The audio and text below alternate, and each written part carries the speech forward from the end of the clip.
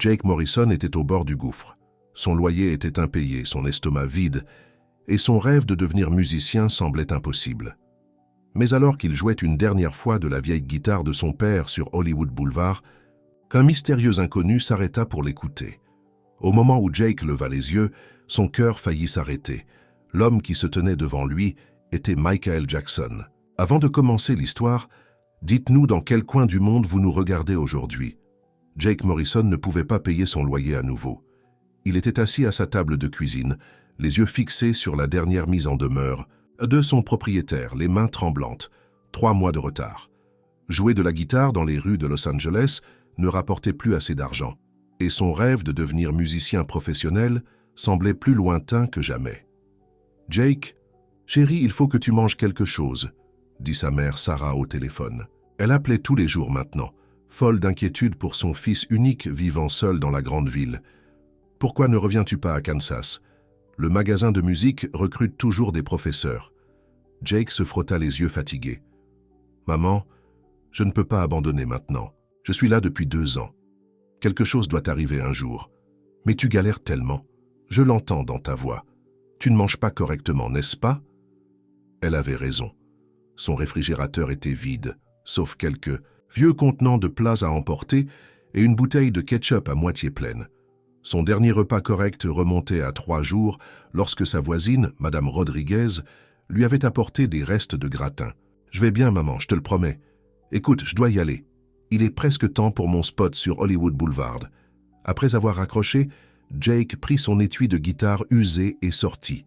L'étui avait appartenu à son père, à l'époque où celui-ci jouait encore dans les bars locaux, avant que le cancer ne l'emporte il y a 5 ans. Jake passa ses doigts sur le cuir usé, se souvenant des paroles de son père. « La musique n'est pas seulement ce que tu joues, fils, c'est ce que tu ressens dans ton cœur. » La chaleur estivale le frappa de plein fouet alors qu'il empruntait le chemin familier vers son emplacement habituel. D'autres artistes de rue lui firent un signe de tête. Ils faisaient tous partie de la même communauté en difficulté. Il y avait Maria avec son violon, Tony avec ses tambours faits de seaux en plastique et le vieux Pete qui chantait des blues d'une voix rauque comme du papier de verre. Jake installa son poste, posant son étui de guitare pour les pourboires. Quelques billets froissés de la veille s'y trouvaient encore, pas assez même pour un repas décent. Il sortit sa guitare, le seul bien de valeur qu'il possédait. Ce n'était rien de sophistiqué, juste une guitare acoustique d'occasion qu'il avait achetée dans un dépôt-vente. Mais c'était sa bouée de sauvetage. Alors qu'il commençait à jouer, la foule habituelle passait. Des touristes, prenant des photos, des locaux affairés se précipitant vers leur destination. Des adolescents plus intéressés par leur téléphone que par la musique autour d'eux. Quelques personnes lancèrent des pièces dans son étui, sans même le regarder. Des heures passèrent, le soleil brillait sans pitié, les doigts de Jake étaient douloureux, mais il continua de jouer. Il ne pouvait pas se permettre de s'arrêter. Chaque dollar comptait maintenant. Puis Madame Rodriguez appela, sa voix tremblait.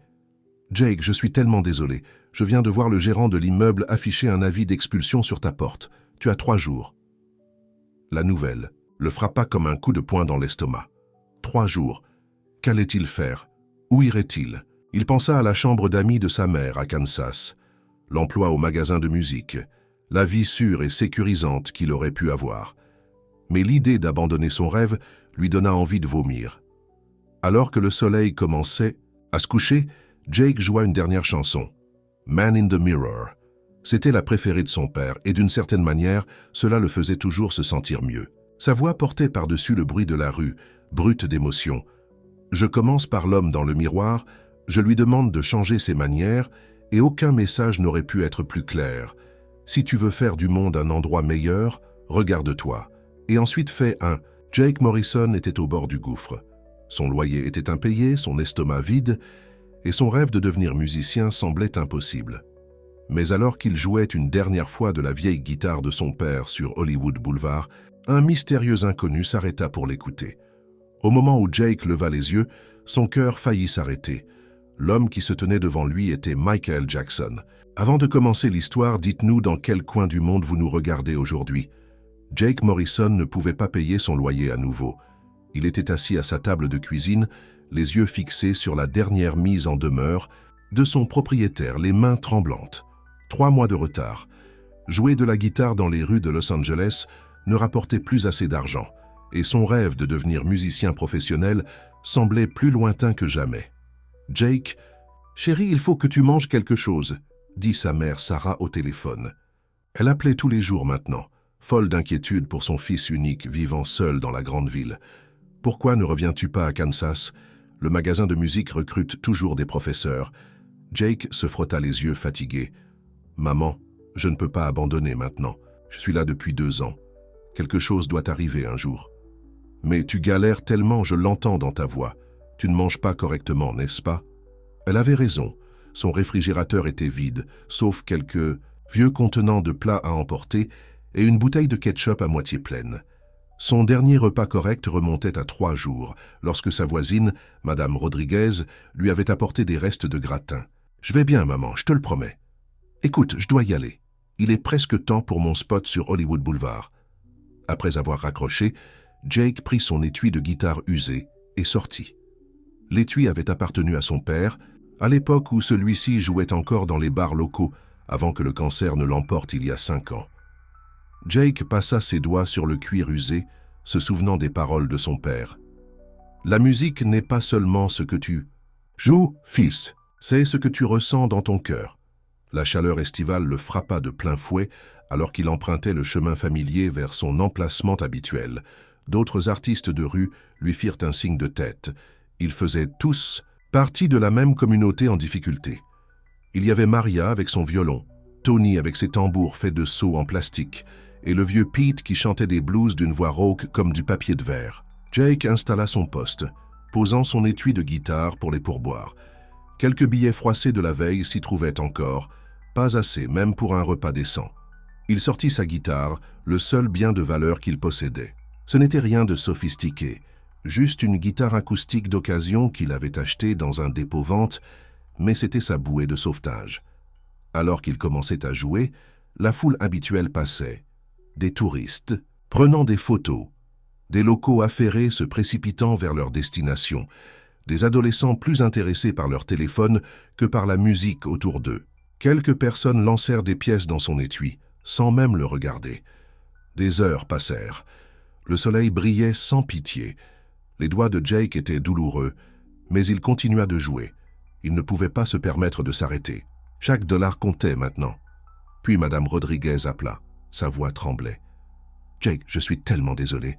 Je viens de voir le gérant de l'immeuble afficher un avis d'expulsion sur ta porte. Tu as 3 jours. » La nouvelle le frappa comme un coup de poing dans l'estomac.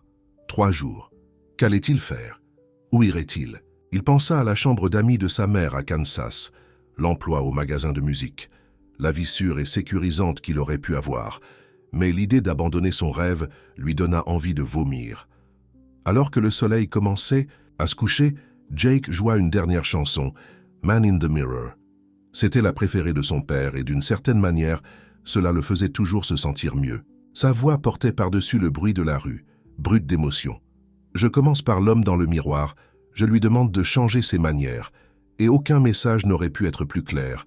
Si tu veux faire du monde un endroit meilleur, regarde-toi, et ensuite fais un changement. Jake allait ranger sa guitare lorsqu'il remarqua quelqu'un debout dans l'ombre. La rue s'était calmée. La plupart des touristes étaient retournés à leurs hôtels et les habitants étaient rentrés dîner.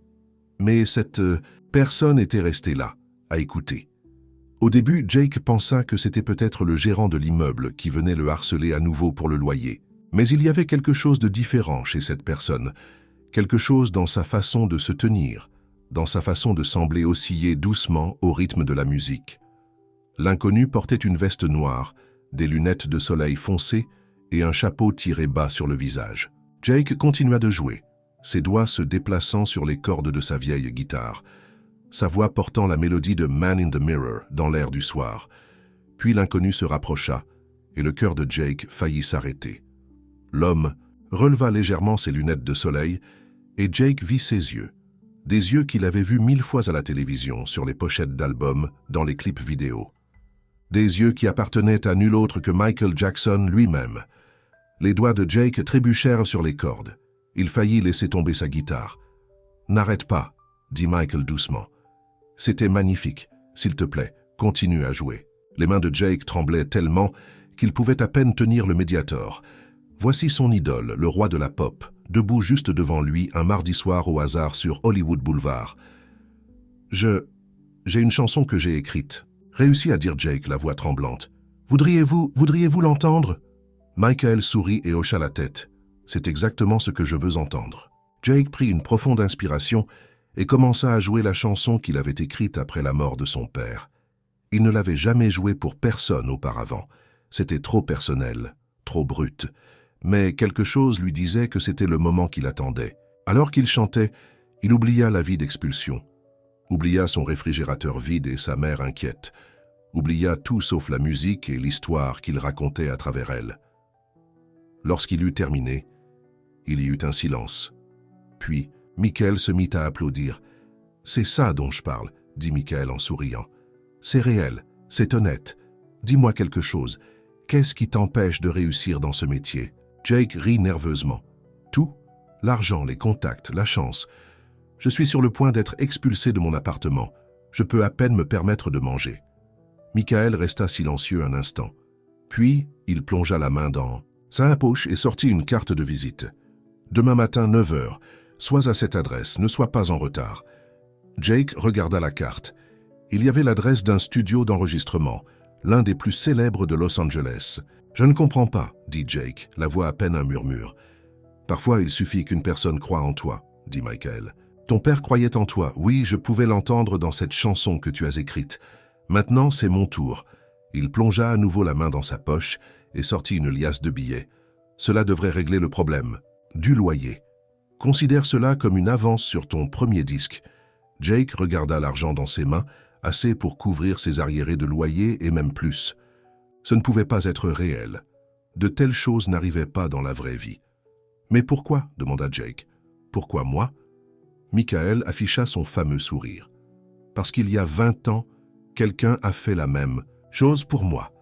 Et il m'a fait promettre de le transmettre lorsque je trouverais quelqu'un de spécial. » Il commença à s'éloigner, puis se retourna. « Oh, et appelle ta mère. Dis-lui que tu vas bien. Les mères s'inquiètent. Crois-moi, je sais. » Jake regarda Michael disparaître dans la nuit, la carte de visite serrée dans ses mains tremblantes. Puis il sortit son téléphone et composa le numéro de sa mère. « Maman ?» Sa voix se brisa. « Maman, tu n'auras jamais cru ce qui vient de se passer. » Jake dormit à peine cette nuit-là. Il ne cessait de regarder la carte de visite, de la toucher pour s'assurer qu'elle était réelle. Le matin, il avait appelé sa mère 4 fois, à chaque fois lui racontant l'histoire à nouveau, sans encore y croire lui-même. Il se présenta au Starlight Recording Studio 1 heure en avance, portant sa plus belle chemise, celle qu'il gardait pour les grandes occasions.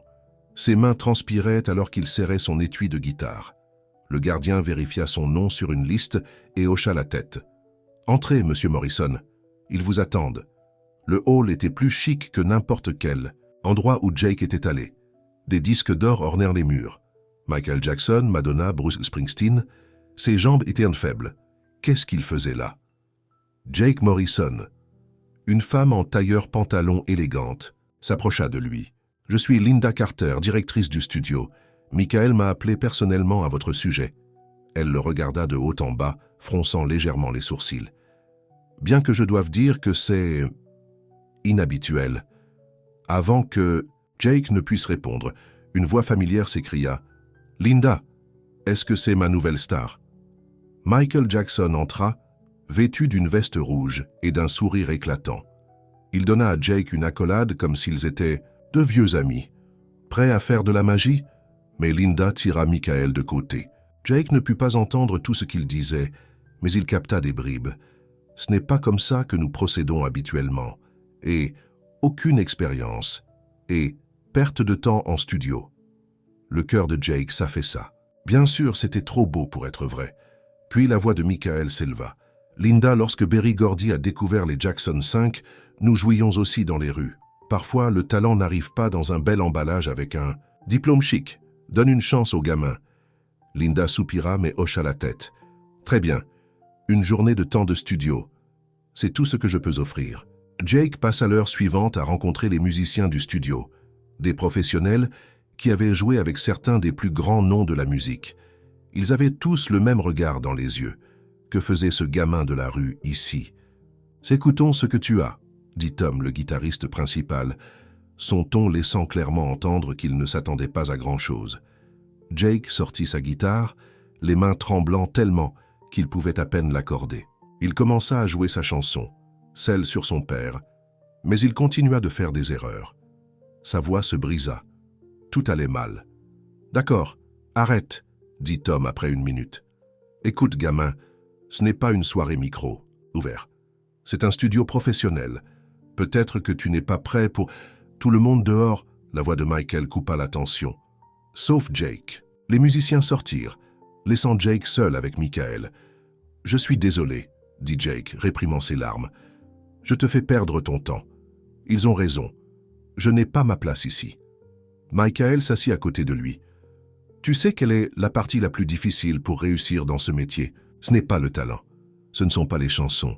C'est croire que tu mérites d'être là. » Il pointa du doigt les disques d'or au mur. « Tu crois que je n'avais pas peur quand je suis devenu solo? Tu crois que je n'ai pas eu des gens qui m'ont dit que je faisais une erreur? » Jake leva les yeux, surpris. « Vous? Mais vous êtes Michael Jackson. » Michael rit. « Je ne suis pas toujours resté celui que je suis. Autrefois, j'étais juste un gamin de Gary. » Indiana, terrifiée à l'idée de me retrouver dans un grand studio luxueux. Il posa une main sur l'épaule de Jake. « La différence, c'est que j'avais des gens qui croyaient en moi. Et maintenant, vous aussi. » Il se leva et alla vers la cabine de contrôle. « Prenez une grande inspiration. Oubliez le matériel sophistiqué. Oubliez les professionnels. Jouez comme vous le faisiez à ce coin de rue. Jouez comme si vous étiez seul avec votre père à vous écouter. » Jake ferma les yeux. Il pensa à son père. Il pensa à toutes ces nuits passées à jouer dans la rue, rêvant de ce moment. Il prit une grande inspiration et commença à jouer. Cette fois, la musique jaillit de lui, pure et authentique. Il chanta de tout son cœur, mettant toute sa douleur, son espoir et ses rêves dans chaque mot. Lorsqu'il eut fini, il ouvrit les yeux et vit Michael essuyer une larme. « Voilà de quoi je parle, » dit Michael doucement. « Linda, rappelez tout le monde et appelez Jerry. Vous savez, mon manager. Dites-lui que j'ai trouvé quelque chose de spécial. » 3 mois s'envolèrent comme un rêve. La chanson de Jake, Father's Guitar, grimpait dans les charts des radios locales. Jerry, le manager de Michael, lui avait obtenu un petit contrat d'enregistrement. Il avait quitté Tansonty, vieil appartement pour un logement décent où l'eau chaude fonctionnait réellement. Mais le succès apporta ses propres problèmes. « Qu'est-ce que tu veux dire par « tu ne peux pas rentrer pour Thanksgiving » demanda sa mère lors de leur appel téléphonique hebdomadaire. Sa voix se brisa légèrement. « Je ne t'ai pas vu depuis le début de tout ça. Maman, je suis désolé, » dit Jake en regardant son emploi du temps surchargé. « Jerry m'a programmé une interview radio le matin. Puis il y a un petit concert le soir. Il dit qu'il faut frapper le fer pendant qu'il est chaud. Le fer sera toujours chaud, Jake. Mais la famille a besoin de toi aussi. » La culpabilité le rongea toute la journée. Ce soir-là, lors de sa séance de mentorat hebdomadaire avec Michael, il ne pouvait pas se concentrer sur la nouvelle chanson sur laquelle il travaillait. « Quelque chose te tracasse, » dit Michael en posant son café. Ils se rencontraient chaque semaine dans le studio privé de Michael, loin de la pression de Starlight Records. Jake soupira. « C'est ma mère. Je vais rater Thanksgiving, encore une fois. Elle est toute seule là-bas au Kansas depuis la mort de papa, et moi je suis ici à courir après la gloire. » Michael garda le silence un instant. « Puis-je te dire quelque chose que je n'ai jamais dit à personne d'autre. » Il attendit que Jake acquiesce. « Mon plus grand regret n'est ni un album raté ni une mauvaise performance. Ce sont les dîners de famille que j'ai manqués, les anniversaires, les moments calmes qui semblaient moins importants que la prochaine grande chose. » Il se leva et alla vers la fenêtre. « Le succès est merveilleux, Jake, mais ne laisse pas ça te coûter ce qui compte le plus. » Le lendemain, Jake entra dans le bureau de Jerry. « J'ai besoin de congé pour Thanksgiving. » Jerry leva les yeux de son téléphone, fronçant les sourcils. « Mec, on t'a programmé à bloc. L'émission radio à elle seule pourrait atteindre des millions de... » « Je m'en fiche, » interrompit Jake. « Ma mère a plus besoin de moi que la radio n'a besoin de moi. » Le visage de Jerry devint rouge. « Écoute-moi bien. Tu sais combien de jeunes talentueux tueraient pour ces occasions? Combien de... » « Laissez-le partir. » Ils se retournèrent tous les deux pour voir Michael, debout dans l'embrasure de la porte. « Mais l'émission radio, protesta Jerry, peut être reportée, termina Michael. La famille passe avant tout, toujours. » C'est ainsi que Jake se retrouva dans un avion pour le Kansas la veille de Thanksgiving, l'ancien étui de guitare de son père à la main. Il n'avait pas dit à sa mère qu'il venait, il voulait que ce soit une surprise. Quand elle ouvrit la porte et le vit debout là, elle fondit en larmes. Ils passèrent cette nuit-là à regarder de vieilles photos de famille et Jake lui joua ses nouvelles chansons sur la vieille guitare de son père. « Ton père serait si fier, dit-elle en s'essuyant les yeux. Pas seulement de ton succès, mais de l'homme que tu es devenu. » Le téléphone de Jake n'arrêtait pas de vibrer avec les messages de Jerry concernant les prochaines opportunités, les rencontres avec les maisons de disques, les événements promotionnels. Mais pour la première fois depuis des mois, il ne ressentait pas le besoin de répondre immédiatement. Ce soir-là, il reçut un texto de Michael. La famille d'abord. Tout le reste n'est que du bruit. Mais le succès n'avait pas fini de lancer des défis à Jake. Le lendemain matin, il se réveilla en découvrant que sa chanson avait atteint le numéro 1 des charts locaux. Son téléphone n'arrêtait pas de sonner. Les médias locaux voulaient des interviews. D'anciens amis voulaient soudainement renouer contact. Puis vint le plus grand choc de tous. Linda de Starlight Records appela. « Jake, on vient de recevoir une offre. Une grosse maison de disques. Ils veulent racheter ton contrat. Cela signifierait déménager à New York. » Jake regarda sa mère de l'autre côté de la table du petit déjeuner, fredonnant joyeusement pendant qu'elle préparait des pancakes, ses préférés comme quand il était enfant. « Puis-je y réfléchir ?» demanda-t-il. « Tu as jusqu'à lundi, dit Linda. Mais Jake, c'est la cour des grands. C'est ce que tu attendais. » Après avoir raccroché, sa mère le regarda, inquiète. « Tout va bien, chérie ?» Jake força un sourire. « Ouais, juste des trucs de boulot. » Mais son esprit était en ébullition. New York, la cour des rayonnante de fierté. Au mur pendait son disque d'or pour Father's Guitar, juste à côté d'une lettre encadrée de Michael.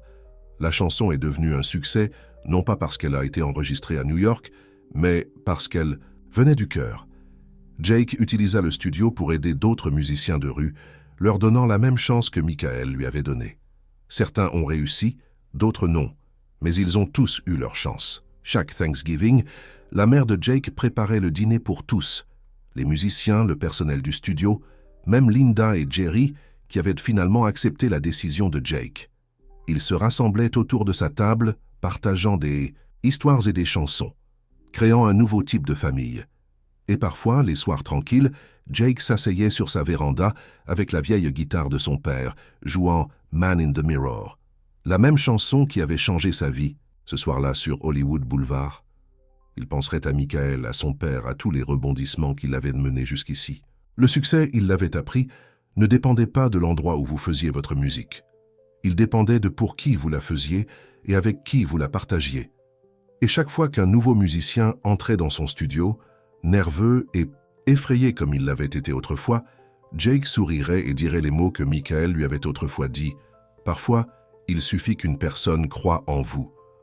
Car au final, c'est de ça qu'il s'agissait vraiment avec la musique. Pas des disques d'or ni des grandes villes, mais de la façon dont elle rassemblait les gens, de la façon dont elle transformait des inconnus en famille et de la façon dont elle vous aidait à trouver votre chemin vers la maison.